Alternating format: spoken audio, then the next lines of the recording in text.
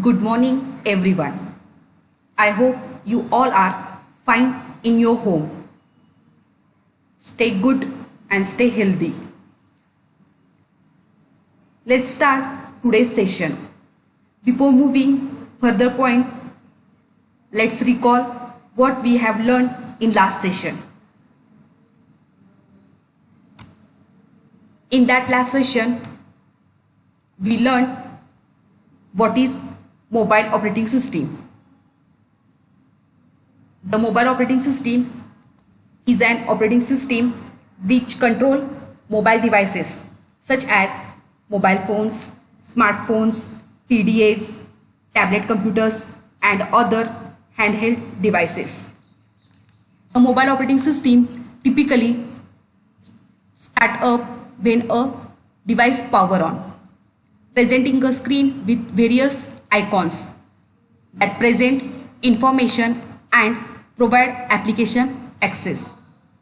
Mobile operating system also manage cellular and wireless network connectivity as well as phone access. Next, features of mobile operating system. There are some common features. The most important feature, the ability to connect the internet. This is a major difference between mobile operating system and most desktop operating system. Next, many mobile operating system offers native web browser application where user to search the internet and visit different website. Next, application stores. It allows user to download and interface with mobile application. Next, several mobile operating systems have a native GPS, that is global positioning system. To search location, follow step-by-step direction and to share location with different devices. Some common features are email application, calendar application, meetings and events, contact library. Rather than making and receiving calls, video, audio, call recording facilities. These are common features of mobile operating system. Next, different types of mobile operating system. Today, in modern days, there are various mobile operating systems are available in market like Android, iOS, KaiOS, Windows, BlackBerry, Huawei's Harmony operating system. In that, two of the widely adopted are the Apple's iOS and Google Android. These two mobile operating systems take different approaches to the mobile operating system. First, the Android operating system. Google takes a different approach with Android, which is open source. This means that mobile device original equipment manufacturer can customize the Android source code and customize it to the fit their devices. Android runs on the Linux kernel. It shows the architecture of Android operating system. The Android operating system is a stack of software components which is roughly divided into 5 sections and 4 main layers. The 4 layers are Linux kernel, libraries of Android runtime, application framework and applications. The sections are Linux kernel, libraries, Android runtime, application framework and applications. Next, iOS mobile operating system. Apple distributes the only device that natively supports iOS, in which Apple regulates all mobile apps and services that can run on the iOS device. Apple developed iOS to run on its own OS X kernel.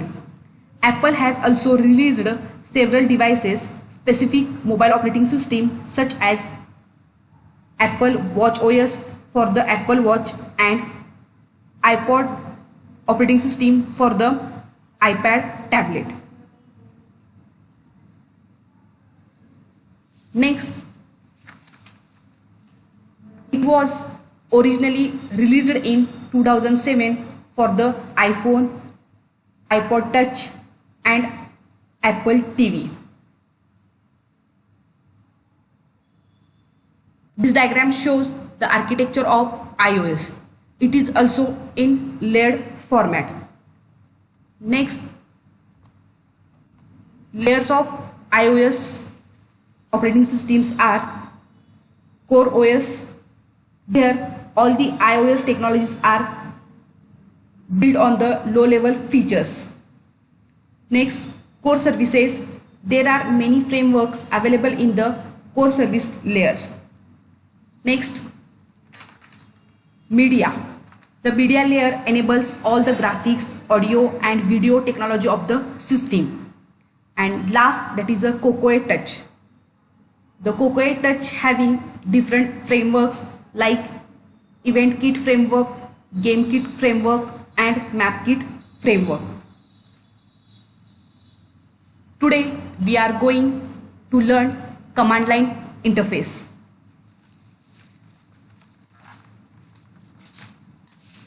The command line interface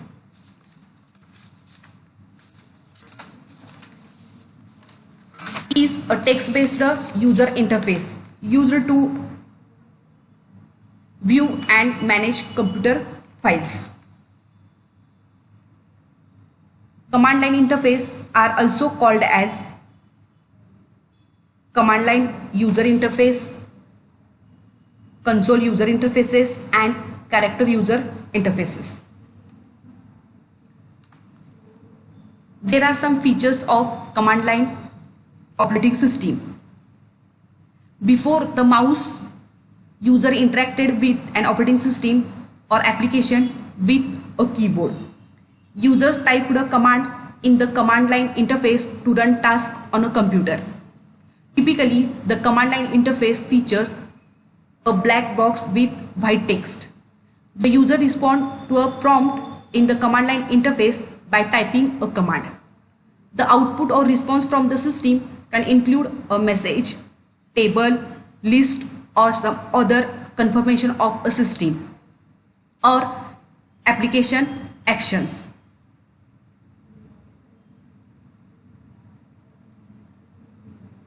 The most users prefer a graphical user interface offered by operating systems such as Windows, Linux and Mac OS. Most recent Unix-based operating systems offer both a command line interface as well as graphical user interface. There are some advantages and disadvantages of command line operating system. The advantages are faster management of large number of operating systems, ability to store script to automate regular tasks, granular control of an operating system or applications, basic command line interface knowledge to help with troubleshooting such as network connection issues. There are some disadvantages like its graphical interface is more user friendly, staple learner associated with memorizing commands and complex syntax and arguments. Different commands used in different shells. The examples of command line operating system. In our curriculum, there are two examples, that is MS-DOS and Unix operating system. Now we will see these two examples in detail. First, we will see the MS-DOS. MS-DOS is an operating system created for personal computers. It was developed by Microsoft. It is a classic example of an operating system with a layered architecture. MS-DOS operating system is split into various layers. Each of the layers have a different functionality, which is shown in this diagram. Layering provides a distinct advantage in the MS-DOS operating system because all the layers can be defined separately and interact with each other as required. Also, it is easier to create, to maintain, and to update the system if it is done in the form of layers. Change in one layer's specification does not affect the rest of the layers. The layers in MS-DOS are not that sharply defined, and the layers specification often bleed into each other. This diagram shows the architecture of MS-DOS. Now we will see the detail of each layer functionality.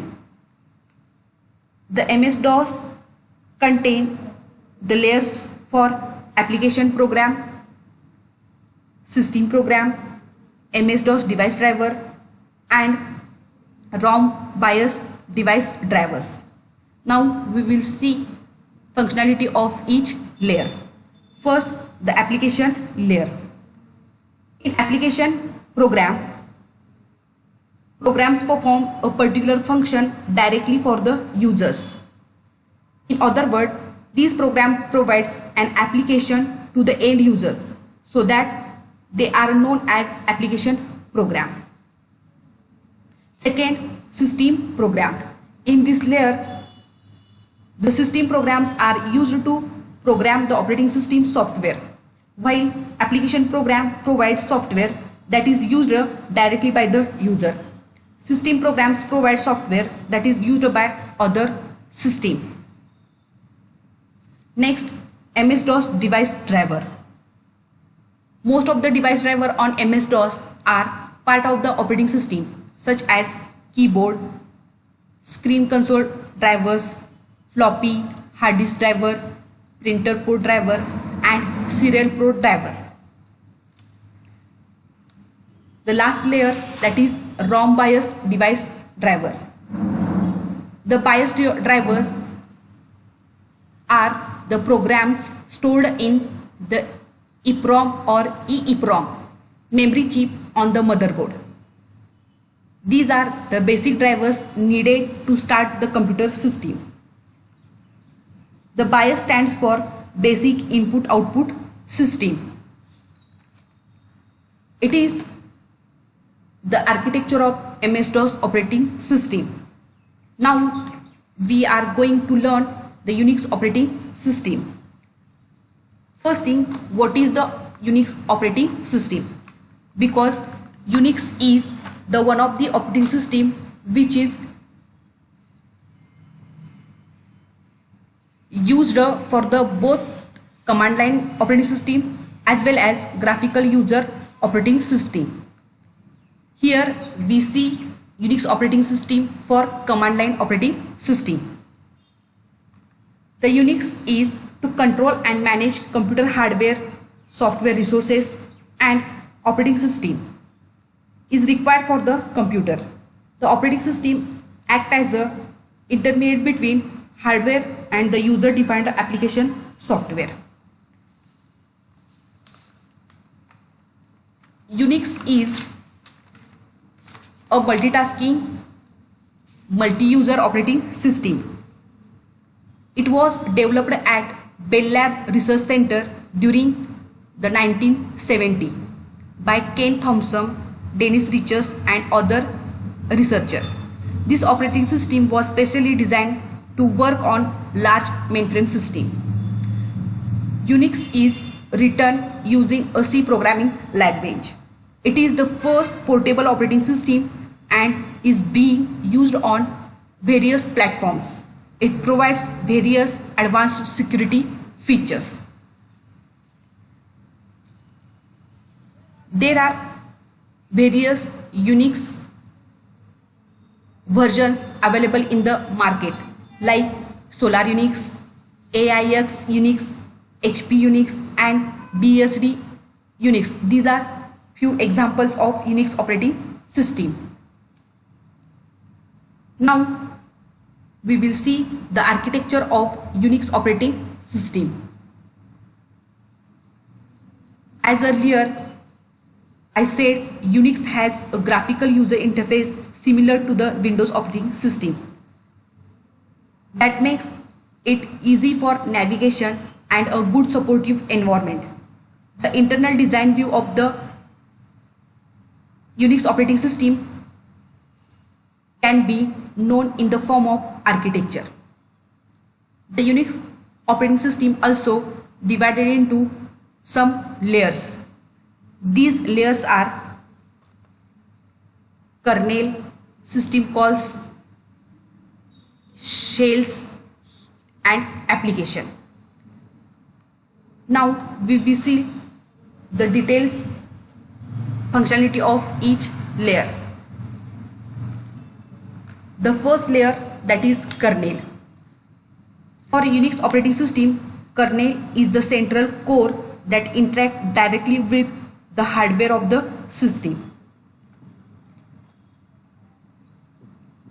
The main functions of kernels are computer hardware such as memory, disk, printer are controlled by the kernel.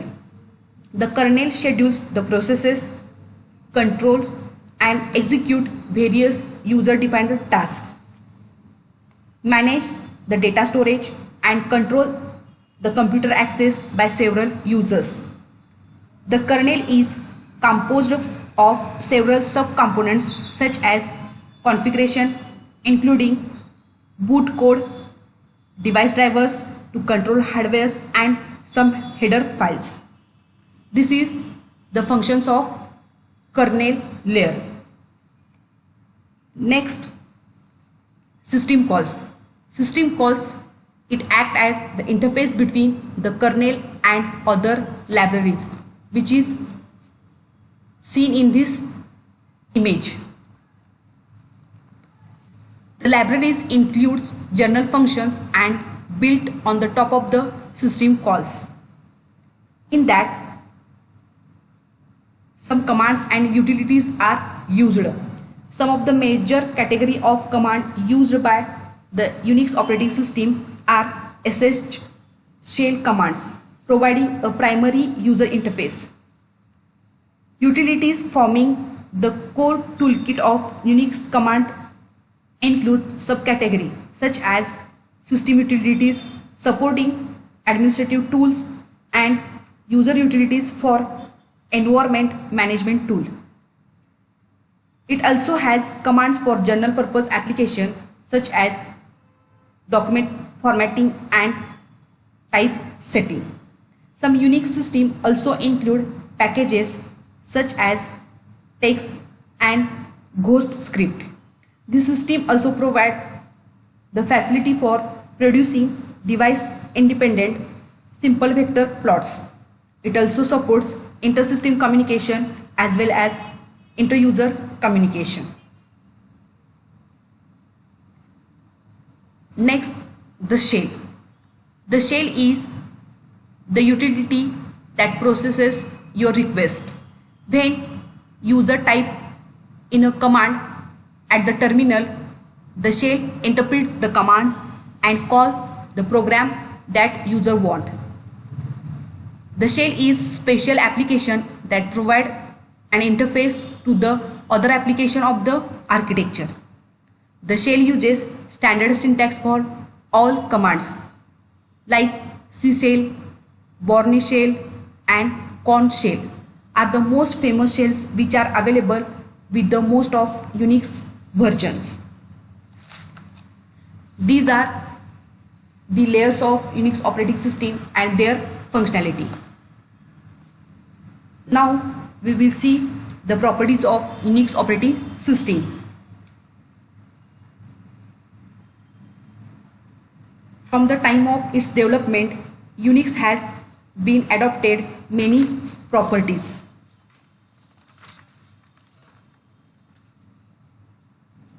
The Unix that make it so preferable over other operating systems. The properties are multi-user accessing.